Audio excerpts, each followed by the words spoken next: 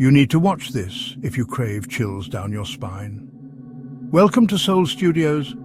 Here, true crime meets the unknown. Suspense lurks in every shadow, and supernatural forces whisper from the dark. We craft chilling, edge-of-your-seat short stories inspired by the eerie, the unexplained, and the most haunting mysteries. 3 new stories drop every week, each one darker than the last. Are you ready to step inside? Subscribe now before the next story finds you.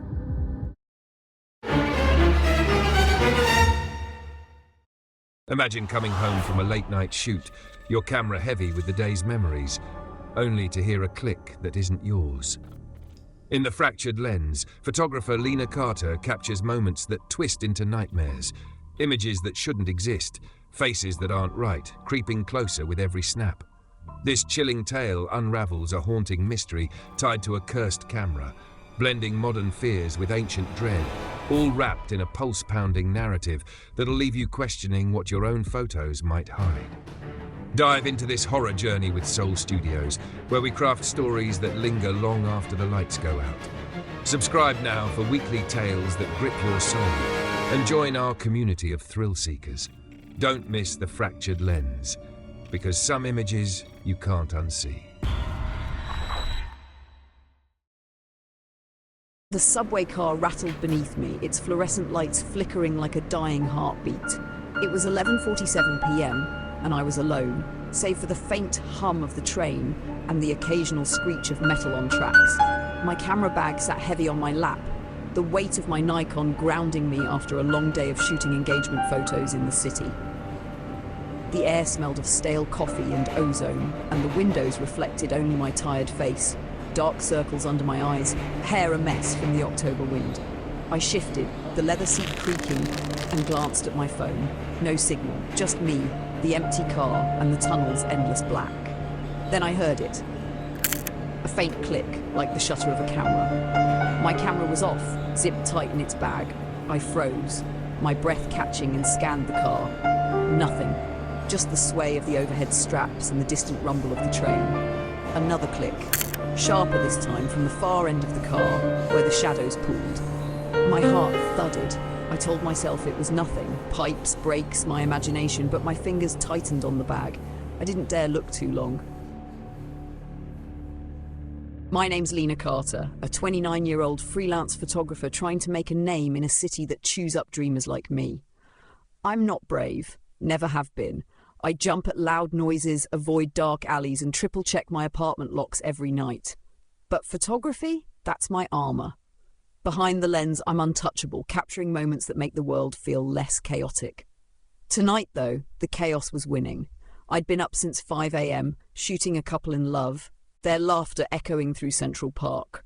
Their joy felt foreign to me, a reminder of how alone I'd been since moving here 2 years ago. No family nearby, no close friends, just me, my camera, and a portfolio I hoped would someday matter. That click lingered in my mind, unnatural and deliberate. I unzipped my bag, hands trembling, and checked my Nikon. The power was off, the lens cap secure. My pulse quickened. I told myself I was tired, paranoid, but the air felt heavier now, like someone was watching from just beyond my sight. I clutched the camera to my chest, its familiar weight a shield against the creeping dread. When I got home, the unease followed me. My apartment was a cramped studio on the 5th floor of a pre-war building, the kind with creaky floors and windows that rattled in the wind. I locked the door, slid the chain, and set my camera on the kitchen counter. The city hummed outside, distant horns, the wail of a siren, but inside it was too quiet. I poured a glass of water, the faucet's drip echoing in the sink, and tried to shake the feeling that something was off. I uploaded the day's photos to my laptop, a routine that usually calmed me. The engagement shoot had been perfect. Golden light, the couple's hands intertwined, their smiles radiant. But as the images loaded, my stomach twisted. The first photo was fine, the couple laughing by a fountain. The second too, but the third, their faces were wrong. Not blurry, not overexposed. Wrong. Their eyes were gone, replaced by smooth, pale skin. Their mouths stretched too wide, lipless, like crude sketches of human faces. I gasped, knocking my glass to the floor. It shattered, the sound sharp as a scream. I scrolled frantically. Every photo after the third was the same. Eyeless, distorted faces, their expressions frozen in unnatural grins. The couple hadn't looked like that in person. I'd have noticed. I'd have felt it. My hands shook as I ejected the memory card and checked the camera's settings. Nothing was wrong. No glitches, no lens damage. I told myself it was a corrupted file, a tech issue. But when I looked at the camera, its lens gleamed under the kitchen light, almost expectant. That night, I couldn't sleep. The wind howled outside, and every creak of the building felt like footsteps. I kept my bedside lamp on, its yellow glow a weak defense against the dark. Around 3 a.m., I heard it again. From the kitchen. My heart stopped. I grabbed my phone, ready to call 911, but what would I say? My camera was haunted. I crept to the doorway, peering into the dim apartment. The camera sat where I'd left it, but a single photo print lay beside it. I hadn't printed anything. The photo showed the couple from the shoot, their eyeless faces closer now, heads tilted as if staring directly at me. My knees buckled.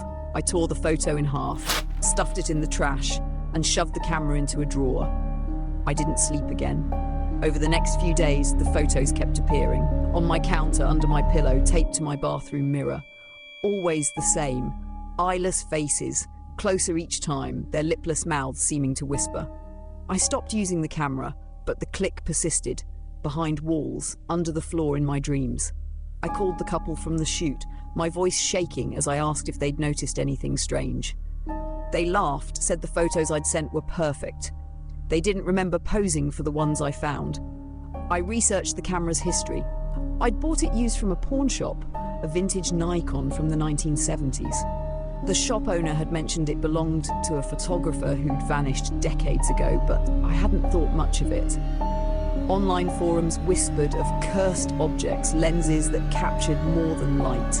One post buried in a thread about urban legends mentioned a fractured lens tied to a 19th century photographer who'd made a pact with something ancient to perfect his craft. His subjects' faces never looked right in his photos either. Each night, the air in my apartment grew thicker, the shadows sharper. I'd catch glimpses of movement in mirrors, hear faint whispers like static. The photos were everywhere now, slipping from my books, fluttering from my ceiling fan. The figures were so close their faces filled the frame, eyeless sockets seeming to pulse. I stopped leaving the apartment. I couldn't trust my eyes, my ears, my own reflection. On the fifth night, I woke to silence. No city hum, no wind, just a suffocating stillness. My lamp was off, though I hadn't touched it. The air was cold, sharp, like breathing glass. Then, from the foot of my bed, I scrambled upright, heart pounding, and saw it. My camera perched on the dresser, lens aimed at me. I hadn't taken it out of the drawer. A photo slid from its slot, landing on my blanket. I didn't want to look, but my hands moved on their own, trembling as I lifted it. It was me. My face, but not mine. Eyeless, mouth stretched into a grotesque smile. The room spun. I threw the photo, grabbed the camera and smashed it against the floor. The lens cracked, glass scattering like teeth. But the click didn't stop. It came from everywhere, walls, ceiling, inside my skull. The shadows moved.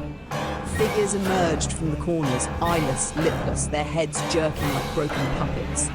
They were the couple, the pawn shop owners, strangers I'd photographed over the years, all with those fractured faces. They didn't walk, they glided, their fingers brushing the air as if feeling for me. I screamed, stumbling to the door, but it wouldn't budge. The air thickened, pressing against my chest, and the whispers grew louder, a chorus of static voices chanting my name. Lena? Lena! Lena! I don't know how I got out. One moment I was clawing at the locked door. The next I was on the fire escape, the city's pulse roaring back to life. The camera was still in my hands, its cracked lens glinting under the streetlights. I ran, down the stairs, through alleys, until my lungs burned and my legs gave out. I collapsed in a park, the camera skidding across the grass. A jogger found me at dawn, babbling about photos and faces. He called for help, and paramedics took me to a hospital. They said I was dehydrated, in shock. I didn't tell them about the figures. I didn't have to. When I got home days later, the apartment was empty. No photos, no whispers. The camera was gone too.